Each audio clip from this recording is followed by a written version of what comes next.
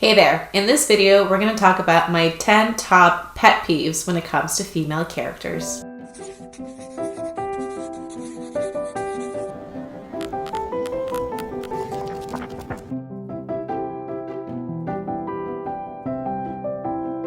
Welcome everyone to Pen to Paper. I'm Leah Lindemann, author of the Canadian Reminiscence series. Today I thought it'd be fun to dive into what bothers me so much about female characters that I read. Now, there are authors who do a great job at giving a well-rounded female character that we can all love and enjoy and root for. And then there are some authors that just give us flat or really weird, stereotypical type of female characters. So I'm just going to start with the first thing that bothers me so much is when female characters cannot make up their minds about anything.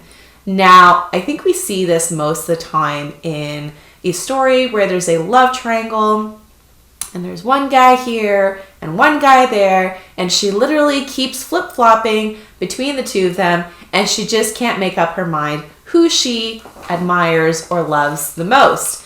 And this is okay for a little bit. You know, it kind of amps up some angst or maybe pulls us along into the story, but at some point it's just too much, and you really expect the female character to grow up a little bit and just make up her mind, but she doesn't, and then it gets really weirdly obsessive on her part. So that's the one major thing that really bothers me, which kind of leads into my second point, in that once she's made up her mind, she can't stick with the guy that she's made up her mind. Now, I know I'm kind of using love triangles here because this is the sphere that I find is botched the most.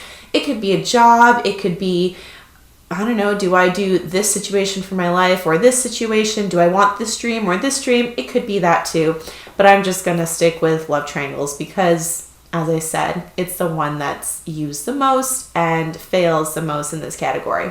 So she's made up her mind with one decision, and then she just doesn't stick to it, or she has no honor. She kind of goes back to the other guy, and then she's kind of emotionally cheating on the person she decided she's going to be with, and there's still this tension between her and the other guy. That just bothers me to no end either. Once you've made up your mind, another mature part on your character would be to show that they've actually stuck with their decision. Something that I really don't stand in characters is that they're whiny.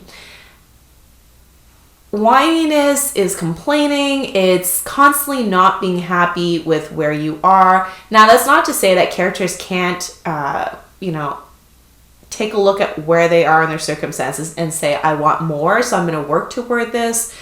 And I understand the once in a while complaining about a certain situation because we all need to vent. We're people, right?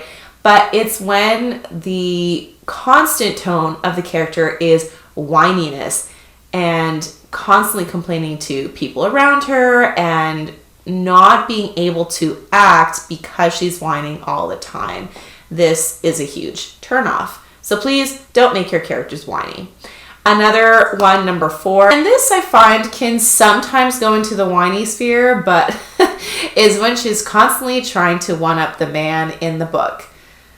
I get there could be healthy competition between the male character and the female character, and I get that this has been a source of tension in human history, that women want to be able to live their own lives and do their own things, and I totally understand that. But when it's constantly competition, it actually just shows that the woman is, well, how I view it, is that the woman is not self-confident. Like, she always has to be showing up people around her, and not just women, but men. So, just have some confidence in yourself. Let the guy be good at what he does, and you can be good at what you do, and you can just live in perfect harmony, right? But no, you're always trying to do better than him or to show him up. And that's just tied into pride, which is not healthy, which I'm going now into pride. A quick little reminder that if you could like this video and subscribe to the channel if you like this type of content, really would help me out. Thank you so much. Someone who thinks she's better than everyone, she's more successful than everyone, and she's just that. At that point, your character is completely unrelatable. People don't like proud people in general. I get if your character starts out that way, but then show some growth and show that, you know what, she doesn't have it all together. None of us do. And we want to see that human element of relatability where they just, their world comes crashing down. They realize they're not as hot as they think they are. And then they learn from it. Another kind of half of the coin, you would say, that comes with pride is false humility, where she keeps saying, oh, I'm not as pretty as this girl, and I'm not really good. Like, yeah, you said I did a good job, but I did something wrong here. And she's just constantly finding fault with herself. That's false humility. That is not being humble. Again, that is not something that we want to aspire to as people. As I said, be confident in who you are, and then just do what you need to do, but don't put yourself down and don't put yourself higher than others. Nobody's going to want to relate to you as a character. So authors, please just make your characters relatable. Show their strengths and their weaknesses together.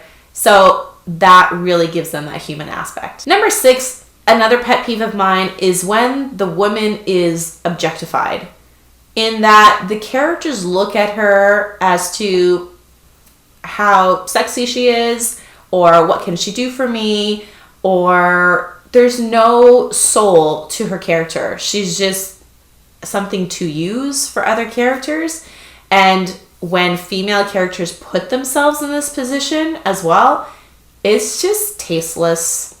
We don't want a woman that is objectified by other people. We want her to be a contributing member of the entire cast of the book, and someone who owns up to who she is and why she does things, but don't objectify your character. That's just number 7 is not having a one-dimensional character. And this kind of goes along with stereotypes. You can have a stereotype of the hot girl, or the nerdy girl, or the adventurous girl, and you just typecast them in that one category, and then you never stray from that. I understand that some people are motivated or feel led to be more of this than that, but sprinkle in other aspects of themselves that would maybe surprise the reader. But obviously it still has to make sense with their character, but just make them well-rounded. Don't make them one-dimensional. They're going to have conflicting feelings maybe about a certain situation, or their job, or their dreams, or, they're going to say things out of character sometimes because a stressful situation that they're in prompts them to do so. But again, it all has to make sense with character too. Just give some life to your character. Don't make them one-dimensional. Number 8 is when she talks, like, I believe in this, and this is what I want to do, but the actions just don't back up the character. And you've heard those people in real life, right? They talk and you're like, yeah, in one ear and out the other. You definitely don't want to be doing this to your reader. So make sure that she maybe doesn't have to act on everything she says, because we all talk a lot and we all don't do exactly what we say, but you can definitely make her, make the character have integrity so that they actually do live out what they're saying, unless you have perhaps a secondary character that does help the story along, that does help the character on her journey, that is like that, but on purpose. There's actually reason for it, because also we have those people in life who are constantly like that and they never learn. But that's not your main character. You really, really want your main character to grow in their journey. Number 9, everybody loves your character. Like this guy and that guy and all the moms and the dads, not like, romantic love, but they all think she's amazing. But all the guys love her. That's just not realistic too, unless she's, charming everybody. It could be maybe in a fantasy story that could work, But seriously, does every guy love the same type of girl? No, every man has his preferences, even though the girl is beautiful per se, naturally and traditionally. Maybe, she's just, her character or her personality doesn't line up with what the guy wants, so he's not going to fall in love with her.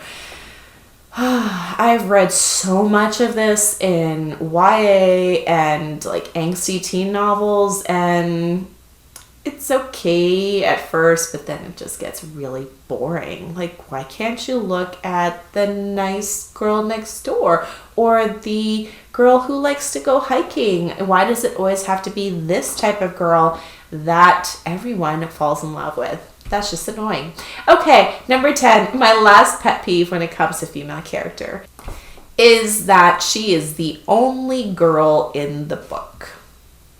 The rest of it is male characters, and she works alone. She's always around men. She doesn't have any female friends. I understand that could work, but I'm thinking specifically of Where the Crawdads Sing, which was a huge hit success.